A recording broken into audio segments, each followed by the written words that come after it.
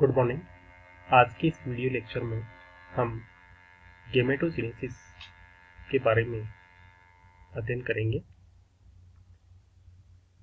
Sexual reproduction के दौरान युग्मक निर्माण एक महत्वपूर्ण क्रिया है जिसमें द्विगुणित जनन कोशिकाएं अर्धसूत्री विभाजन के द्वारा अगुणित कोशिकाओं को जन्म देती है और इन बनने वाली नई कोशिकाओं को युग्मक या गैमेट्स कहते हैं। इसके आधार पर गैमेटोजेनेसिस दो प्रकार का है, स्पर्मेटोजेनेसिस और oogenesis। स्पर्मेटोजेनेसिस की जो प्रोसेस है उसको हम शुक्राणु जनन के नाम से जानते हैं, यानी फॉर्मेशन ऑफ स्पर्म। स्पर्म के निर्माण की जो क्रिया है स्पर्मेटोजेनेसिस कहलाती है और जंतुओं के जो मेल है उनके वर्षण के अंदर स्पर्मेटोजेनेसिस की क्रिया होती है, जबकि गेमेटोजेनेसिस अंडाशय के अंदर अंड निर्माण की जो क्रिया है वो गेमेटोजेनेसिस कहलाती है, जिसमें द्विगुणित जनन कोशिकाएं माइटोसिस के द्वारा अंडाणु का निर्माण करती है। इस वीडियो लेक्चर में हम स्पर्मेटोजेनेसिस का विस्तृत अध्ययन करेंगे, जिसमें द्विगुणित कोशिकाएं अर्धसूत्री विभाजन के द्वारा स्पर्म का निर्माण करती है।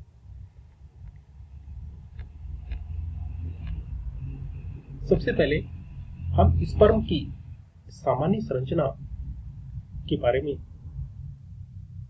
अध्ययन करते हैं, जिसमें स्पर्म एक चम्मच के आकार की एक संरचना होती है, जिसके तीन पार्ट हेड, मिडल पीस तथा टेल होते हैं। इसके हेड भाग में अग्र भाग में न्यूक्लियस तथा एक्रोसोम उपस्थित होता है और ये भाग लेंसिलेट होता है, यानी कि भाले के आकार का होता है। अग्र भाग में उपस्थित एक्रोसोम एक विशेष संरचना होती है जिसमें लाइटिक एंजाइम्स बने होते हैं और निषेचन के समय इस एक्रोसोम के द्वारा लाइटिक एंजाइम्स का स्रावन किया जाता है और अंडाणु के ऊपर उपस्थित अन्य झिल्लियों को तोड़ा जाता है या उनकी लाइसिस की जाती है। एक्रोसोम के जस्ट नीचे अंडाकार केंद्रक पाया जाता है, जो कि इसकी साइज जो है उसी के ऊपर डिपेंड करती है कि एक्रोसोम का हेड किस प्रकार का होगा।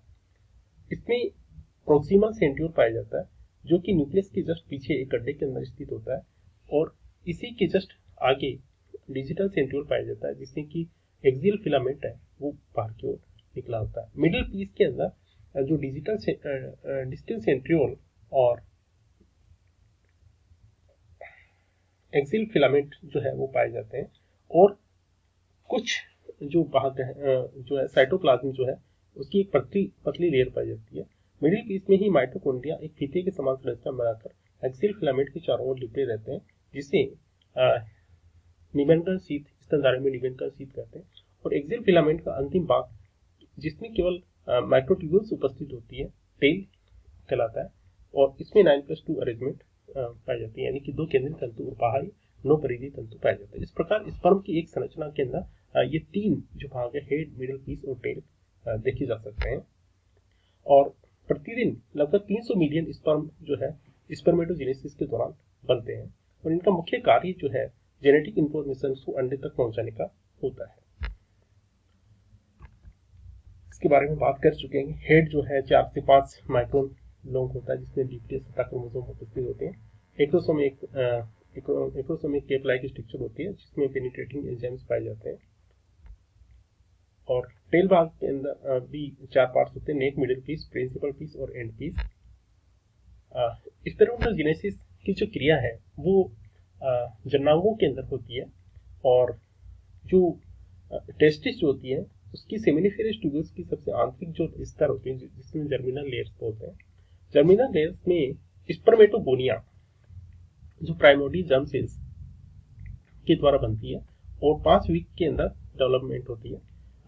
स्पर्मेटोगोनिया जो है वृद्धि करके एक बड़े आकार की सेल में बदल जाती है, जिसे प्राइमरी स्पर्मेटोसाइट बोलते हैं। प्राइमरी स्पर्मेटोसाइट विभाजित होकर सेकेंडरी स्पर्मेटोसाइट्स बनाते हैं, और जो सेकेंडरी स्पर्मेटोसाइट है बाद में स्पर्मेटिड बनाते हैं, शुक्राणुपूर्वी जन्म बनाते हैं, और शुक्राणुपूर्वी बाद में स्पर्म बनाती है, जो कि सेमिनिफेरस ट्यूबल्स की जो ल्यूमन है उसके अंदर स्थित होती है। यदि सेमिनिफेरस ट्यूबल्स के अनुप्रस्थ काट को देखें और इसके अंदर जो सबसे आंतरिक लेयर, उसमें दो प्रकार की कोशिकाएं पाई जाती है, जिसमें जर्म सेल्स और दूसरी जो होती है उनको सर्टोली कोशिकाएं कहते हैं। सर्टोली कोशिकाएं बड़े आकार की कोशिकाएं होती है, जिनके द्वारा शुक्राणुओं को प्रजनन यानी परिवर्तनशील शुक्राणुओं को आलंबन, संरक्षण तथा पोषण प्रदान किया जाता है, और ये ब्लड टेस्ट बैरियर की तरह कार्य करती है, और इसमें एंटीजन इनके सरफेस पे स्पर्म सेल्स के सरफेस एंटीजन्स पाए जाते हैं।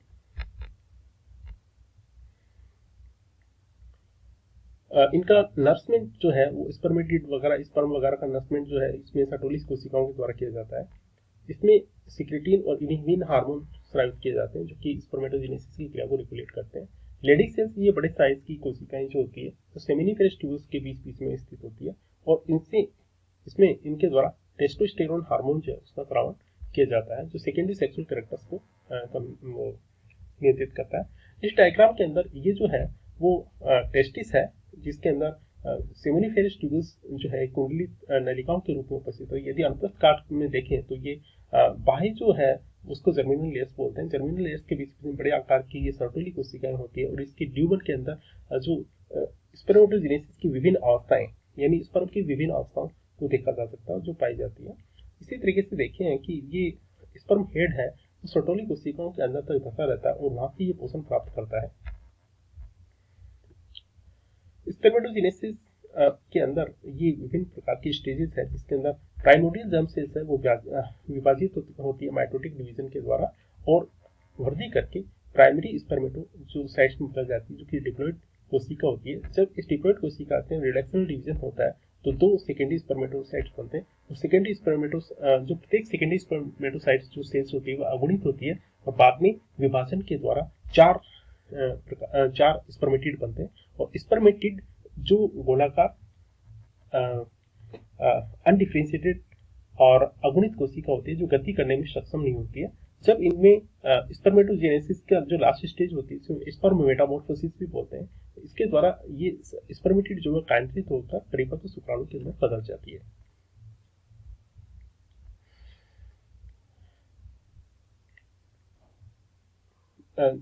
भ्रूणीय अवस्था के अंदर जो प्राइमोर्डियल सेल्स है वो बनने के बाद माइग्रेट करके टेस्टिस के अंदर चली जाती है, और इमेच्योर जर्म सेल्स के रूप में पाई जाती है, जिसे स्पर्मेटोगोनिया कहते हैं। स्पर्मेटोगोनिया जो है डिप्लॉइड कोशिकाएं होती है, और ये बीच बीच में सर्टोली कोशिकाओं के द्वारा अलग होती है, और इनमें जब लास्ट समसूत्री विभाजन होता है तो इसके द्वारा प्राइमरी स्पर्मेटोसाइट्स बनते हैं, जो कि एक बड़े आकार के सेल्स होती है और द्विगुणित कोशिका होती है। जब इनमें प्राइमरी स्पर्मेटोसाइट्स में म्यूसिस फर्स्ट होती है तो दो कोशिकाएं बनती है, जो कि हैप्लॉइड सेल्स होती है। इसे रिडक्शनल डिवीजन बोलते हैं। जबकि म्यूसिस सेकंड जो होता है वो इक्वेटोरियल डिवीजन होता है, जिसके अंदर जो सेकेंडरी स्पर्मेटोसाइट है विभाजित होकर के स्पर्मेटिड को जन्म देती है, स्पर्मेटिड को बनाती है। इसमें इस डायग्राम में देख सकते हैं कि ये एक स्पर्मेटोगोनिया है, जो कि लास्ट के अंदर जो डिप्लॉइड स्पर्मेटोगोनिया के अंदर बदल जाती है, जो वृद्धि करके प्राइमरी स्पर्मेटोसाइट बनाता है, जिसमें म्यूसिस फर्स्ट होती है, और सेकेंडरी स्पर्मेटोसाइट्स ये बनते हैं। सेकेंडरी स्पर्मेटोसाइट से फिर रिडक्शनल जो इक्वेटोरियल डिवीजन होता है, जिसमें कि चार अगुणित स्पर्मेटिड बनते हैं, जो कि बाद में कायांतरित होकर के कंप्लीट स्पर्म बनाते हैं। और स्पर्म मायोजेनेसिस यानी कि इसमें स्पर्मेटोगोनिया से स्पर्मेटिड बनने तक की जो क्रिया है स्पर्म मायोजेनेसिस कहलाती है।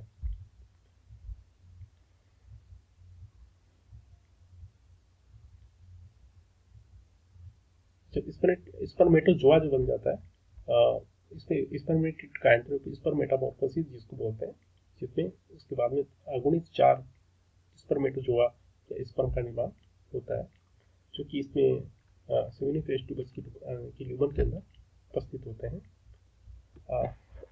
स्पर्मेटोजेनेसिस के ऊपर हार्मोन्स का किस प्रकार से कंट्रोल होता है, इसके अंदर गोनेडोट्रोपिन रिलीजिंग हार्मोन्स जो कि पिट्यूटरी ग्लैंड के द्वारा स्रावित किया जाता है, जो कि एंटीरियर पिट्यूटरी के भाग से जो पिट्यूटरी से एलएस ल्यूटेनाइजिंग हार्मोन और एफएसएस फोलिकुलर स्टिमुलेटिंग हार्मोन्स को स्रावित करता है।